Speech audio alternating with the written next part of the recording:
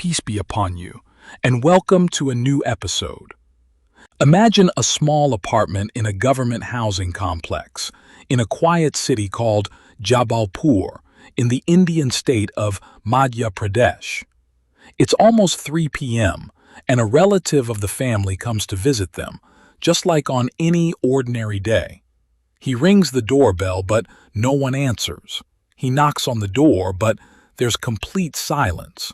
He asks the neighbors. They tell him that no one has seen the family since the morning. No one has gone outside, and no one has even opened the windows. Something feels strange because this family was known for being very organized, and the father would leave for work every morning at exactly the same time. But today, there's absolutely no movement inside the house. At that exact moment, more than 200 kilometers away, in a small village called Piparia in Narmadapuram district, a young girl picks up her phone after a long day. She finds a WhatsApp voice message from her cousin, sent several hours earlier. She plays it. The voice on the other end says a sentence that will remain in her mind for the rest of her life. Muskan, come to Jabalpur quickly. Dad and my brother have been murdered. Mukul killed them. The message ends, and the call is disconnected. There is no response after that. The phone appears to be switched off. And from that moment, one of the strangest and most shocking cases to hit India in recent years began to unfold. A case that would make anyone listening ask themselves, how far can love, or something that looks like love, push a young person who hasn't fully understood life yet to the point of participating in one of the most horrific crimes imaginable? This story has every element of a real-life drama. A family shattered by loss, a teenager caught in a forbidden relationship, a carefully planned act of revenge that unfolded over several months, and a journey across half of India that lasted for more than 2 months. It reached a point where 8 police teams, involving multiple Indian states, were mobilized to track down 2 young people. Not a professional gang, not notorious criminals, but 2 teenagers, one of whom was still in high school. So, let's go back to the beginning of the story and understand how everything eventually reached this horrifying end. The family we're talking about consisted of the father, Rajkumar Vishwakarma, a responsible employee in the railway department in the Jabalpur area, his 16-year-old daughter Kavya, and his 8-year-old son Tanishq. The family was originally from the village of Piparia, but they were living in government railway housing in an area called Railway Millennium Colony, which falls under the jurisdiction of the Civil Lines Police Station in Jabalpur. About 10 months before the incident, in May 2023, something happened that changed this family forever. They were on a family trip to Katra in Jammu when the mother, R.T. Vishwakarma, suddenly became ill. She suffered a heart attack and died on the spot. The shock hit the father and children extremely hard. Rajkumar would leave for work at 9 in the morning and return at 6 in the evening, leaving the children alone at home during those hours. Worried that the loneliness would further affect their emotional well-being, their father decided to send them to live with their extended family, their grandparents, uncle, aunt, and cousins, in the village of Piparia.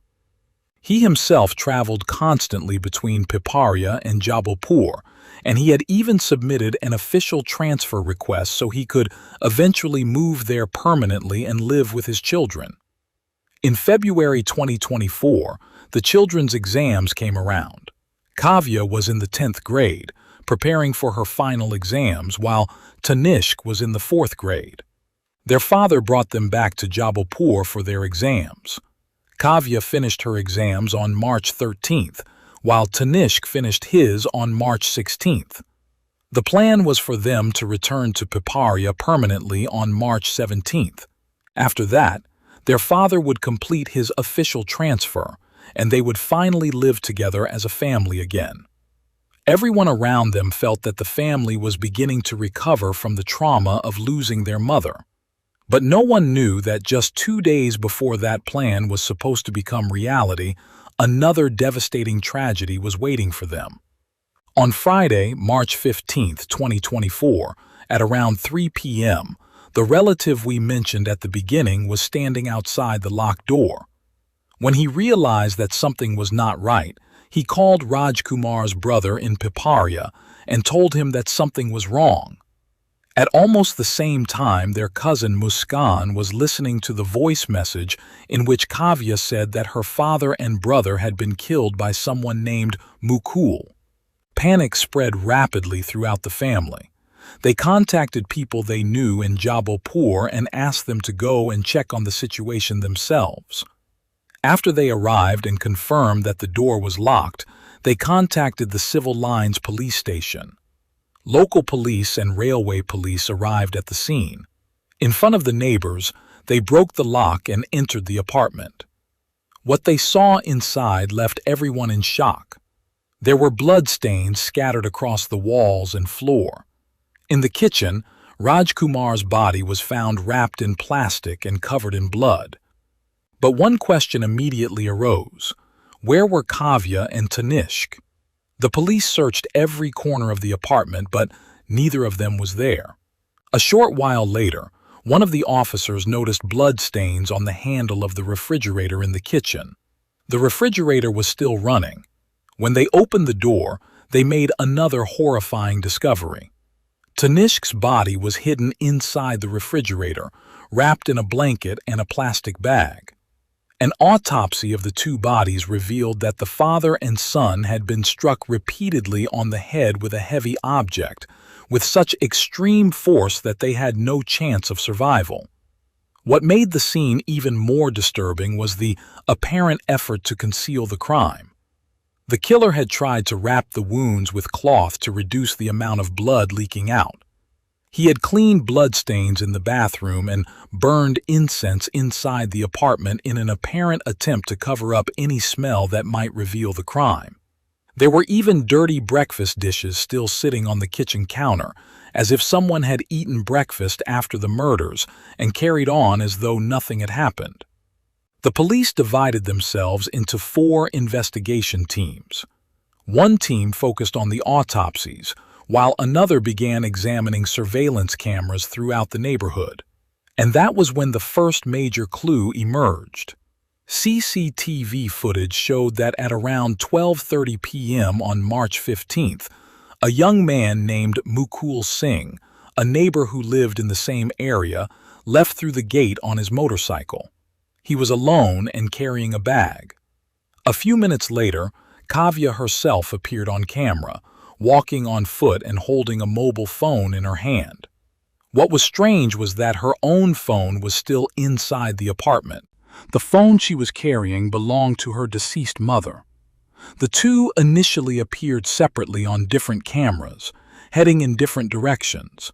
But later, they were seen together at Madan Mahal railway station, where they entered platform number 1. Just 2 minutes later, they emerged from platform number 4. Such unusual movements made the police suspect that they were deliberately trying to confuse anyone who might be following their trail. After that, CCTV footage showed them standing at a bus station, where they boarded a bus called Krishna Kunj. The driver and conductor later confirmed to the police that the two of them had indeed been passengers on that bus. From there, the police understood that Kavya was still alive and that Mukul was the one who had taken her. But one crucial question remained. Was she going with him willingly, or was he forcing her to go with him under threat? Tracking their bus tickets revealed that the two had purchased tickets to a specific destination. But when the bus reached an area called Adhartal, they suddenly got off, claiming that they wanted to buy medicine. The police went there and made inquiries, discovering that the two had boarded another bus heading toward the city of Katni. But they got off again midway, this time in an area called Sihora. Then, they boarded a third bus, which finally took them all the way to Katni. The distance between Jabalpur and Katni isn't very far, less than 100 kilometers, and could easily have been covered on a single bus without stopping. Changing buses 3 times was clearly a carefully planned move intended to throw off anyone trying to follow their trail. In Katni, they got off in an area with no cameras and very little traffic, and they disappeared completely. From that point on, the police had no idea where they were. The 2 phones they had with them, the deceased mother's phone and Mukul's new phone, were switched off. Even so, the police began monitoring all the phone numbers and bank accounts connected to them, especially because Kavya had taken her father's bank card with her. The police also went to Mukul's house, where they found only his older brother and his father, Ranjit Singh. His mother and sister had been traveling to the city of Agra since February 22nd. Mukul's father was originally from the Mathura area. The police issued alerts to the police departments in Agra, Mathura, Ayodhya, and Varanasi, in case Mukul was heading toward one of those cities. So, who was Mukul Singh? He was a 19-year-old young man who had barely finished high school. He had little interest in studying and spent most of his time at the gym. He was obsessed with bodybuilding and modeling and was very active on social media, constantly posting pictures showing off his physique. His father had sent him to continue his studies in the city of Vishakhapatnam, but Mukul left without telling anyone and returned to Jabalpur without his family's knowledge. The police went back and reviewed surveillance footage from the days leading up to the murders. They found footage from around 3 a.m. on March 15th, showing Mukul moving around the family's house, carrying a bag and wearing gloves. He was seen coming and going several times. When investigators examined the apartment's back door, they discovered that the door latch had been cut using a thermal gas cutter. On the surface, it appeared that someone had forcibly broken into the house. But one obvious question immediately arose. If Kavya had willingly allowed Mukul to enter, why didn't she simply open the door for him? Why would he need a gas cutter at all? Some neighbors and the night watchman reported hearing Kavya screaming around 7:30 a.m., calling out, "Dad!" But it happened only once and wasn't repeated. They assumed it was a nightmare or some ordinary moment of fear and didn't pay much attention. A milk delivery worker also told police that Raj Kumar normally collected the milk every day, but on that particular morning, Kavya was the one who opened the door and received the milk. From this point, the picture began to become clearer for investigators. The murders had most likely taken place at around 7:30 or 8 o'clock in the morning. Even more shocking was the fact that Kavya and Mukul remained inside the house for several hours after the murders.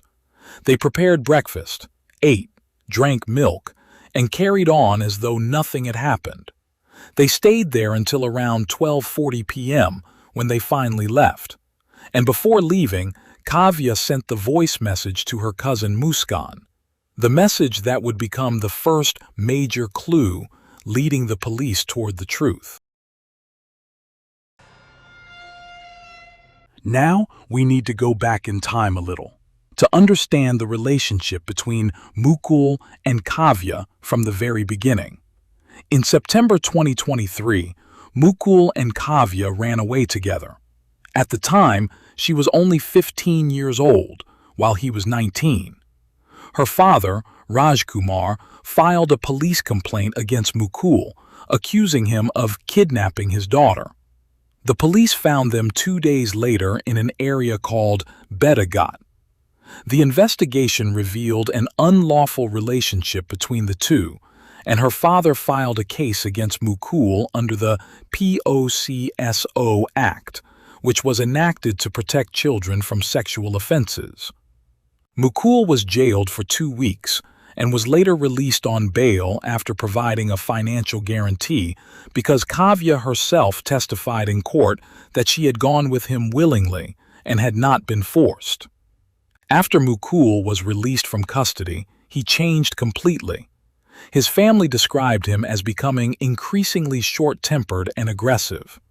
He stopped talking to the neighborhood boys the way he used to and began making friends with unfamiliar young men from outside the area who would come to visit him under suspicious circumstances. The neighbors even complained to his family more than once, asking them to stop allowing his friends into the neighborhood. He also became obsessed with crime movies, particularly South Indian films dubbed into Hindi, which he watched constantly.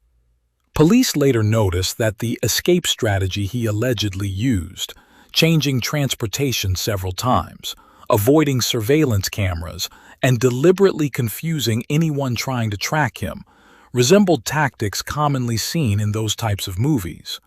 Raj Kumar tried to completely separate Kavya from Mukul. He sent her to live in Piparia and asked a relative to keep an eye on her and prevent her from communicating with him. But the two continued secretly communicating through an app called Moj. Kavya felt increasingly suffocated by her father's restrictions and began wanting to live with Mukul rather than with her own family. Amid all this pressure, Mukul allegedly told her a sentence that would become the key to everything that happened afterward. "There is a wall standing between our love. We have to remove it forever." According to the investigation, Kavya agreed to his plan to kill her father without objecting. From that point, the actual planning began. Mukul allegedly ordered items online, including a gas cutter, gloves, and even 2 machetes, while deliberately avoiding purchasing them from nearby shops so that no one would later be able to describe him to the police. He reportedly collected the deliveries from a nearby railway station and hid them in his garage, where his motorcycle was parked. He taught himself how to use the gas cutter and carefully monitored the neighborhood's night security patrols to determine when the area was effectively left without supervision. He also knew that there were surveillance cameras, but apparently decided to proceed with the plan anyway. In the 2 days before the murders, March 13th and 14th, Kavya and Mukul reportedly traveled to an area called Bedagat in the morning and returned in the afternoon. They allegedly used the time when her father was away at work to go over the final details of their plan. In the early hours of March 15th, at around 3 a.m., Mukul came to the house through the back door, which Kavya had left open for him, and hid the tools in the bathroom. They stayed there until morning.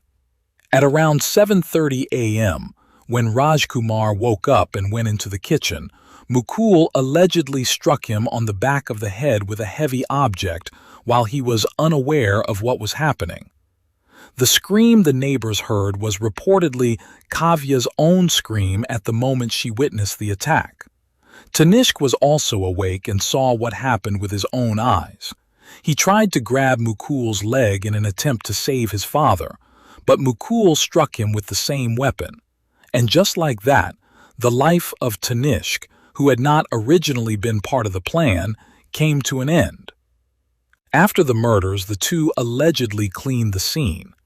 They wrapped Raj Kumar's body in plastic and hid Tanishq's body inside the refrigerator.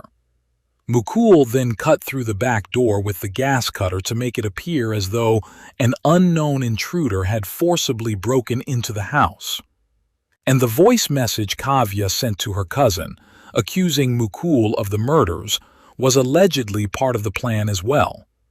According to the investigation, Mukul had told her from the beginning, "I'll take all the blame so no one suspects you." After all of this, the two reportedly sat down, prepared breakfast, and ate as if it were an ordinary day. They remained inside the house until around 12:40 p.m., when they finally left and began the escape journey we described earlier, traveling through different stations and buses.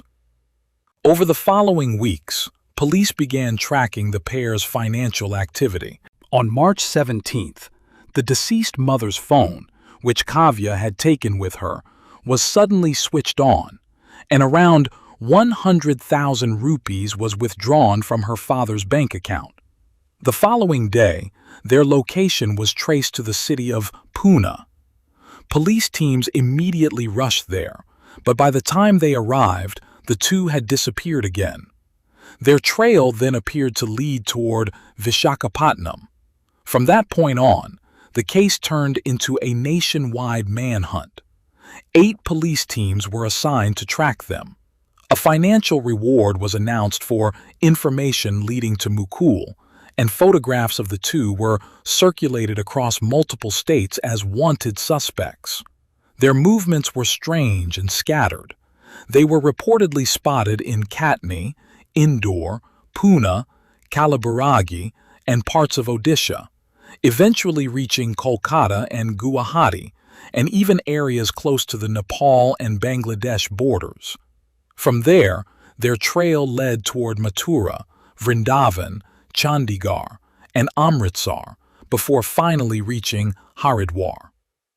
During the early stages of their escape, they traveled by bus, train, and even air travel.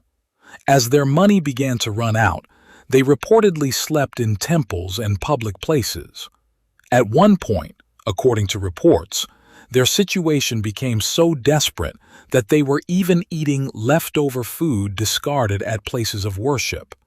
During the first few weeks of their escape, the two still had money, so they lived relatively comfortably.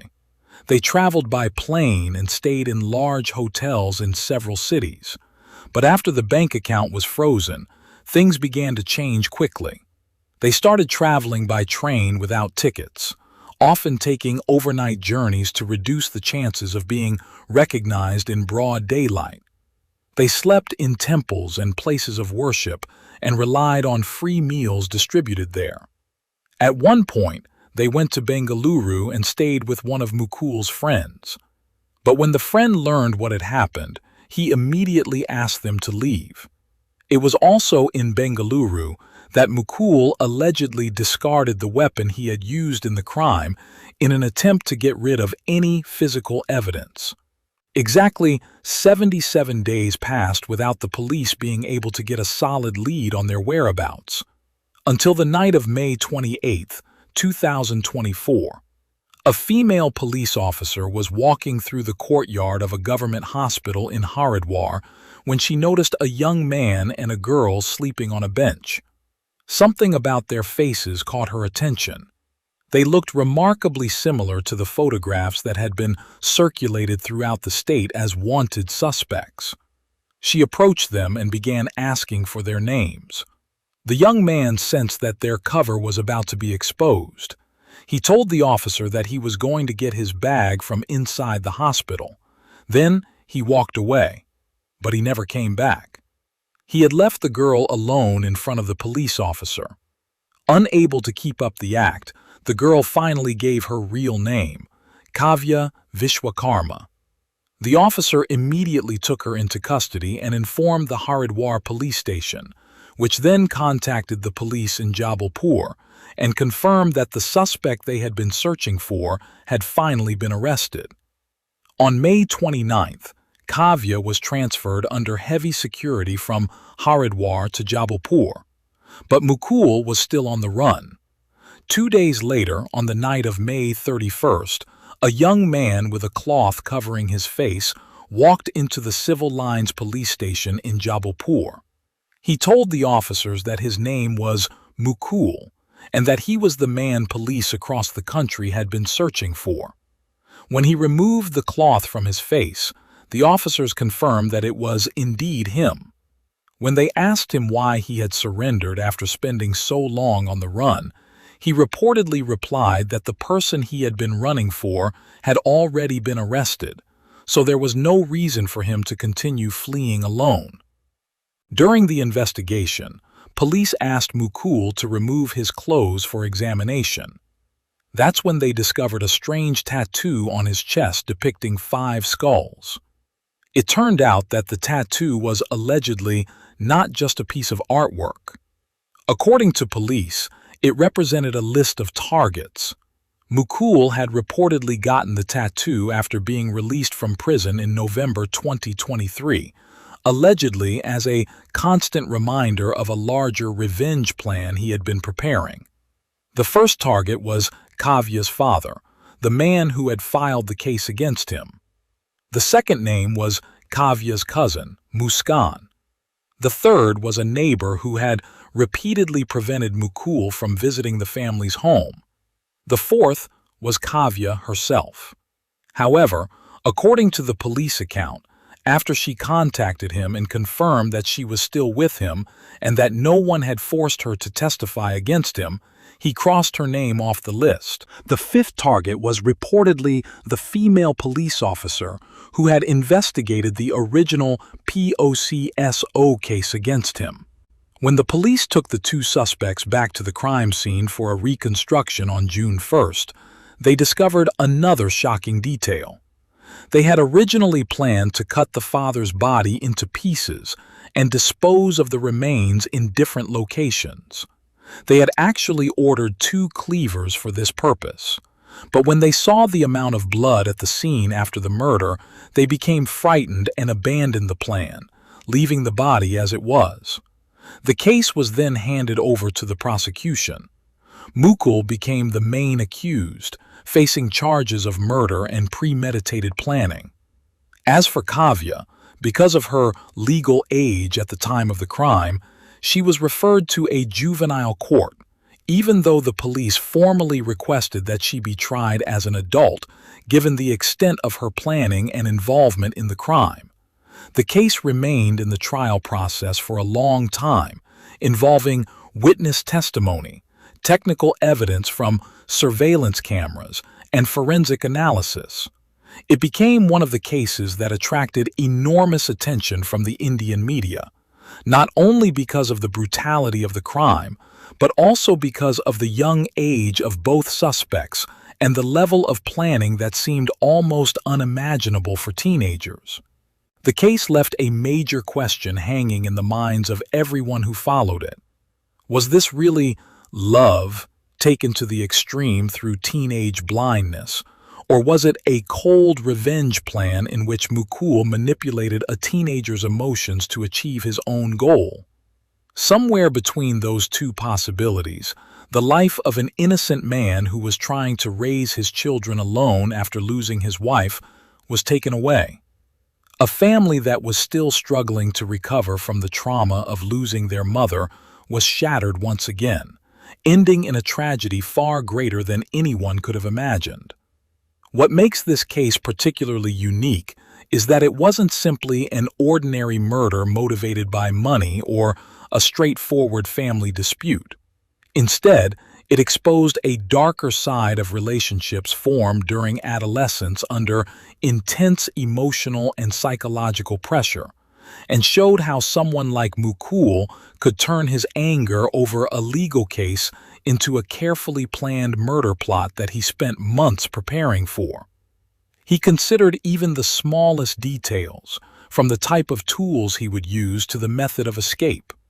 At the same time, the case sparked a wider discussion in India about the responsibility of parents to monitor and guide their children during adolescence, especially after the loss of one parent, and about the vulnerability that can be exploited by someone with malicious intentions. And with that, we come to the end of today's episode.